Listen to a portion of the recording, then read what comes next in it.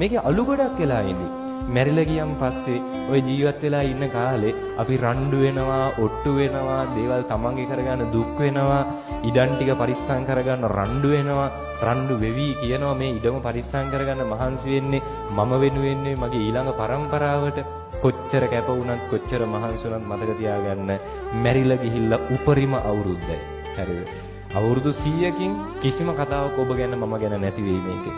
ඔබ මැරිච්ච දවසට මේ මිනිස්සු ළඟම ඉන්න පිරිස දවසේ වැළපෙයි.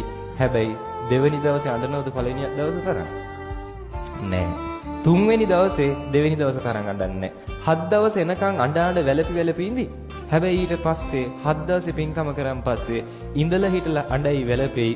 නේ හැබැයි ඒ හැටි එකක් නෑ. 3 මාසේ යනකන් සමහර විට අඬ ඉඳි කොච්චරම ළඟ බැඳීමක් තිබුණා. වැළපි ඉඳි 3 මාසේ දානෙත් දෙයි. ඊට පස්සේ විටින් විට මතක් වුණොත් අඬයි වැළපේ. අවුරුද්දේ දානේ දුන්නම් පස්සේ අවුරුද්දේ පින්කම කරන් පස්සේ අවුරුද්දක් යද්දී ඔබ ගැන මම ගැන මේකේ කතා කරන්න කෙනෙක් නැති වෙයි.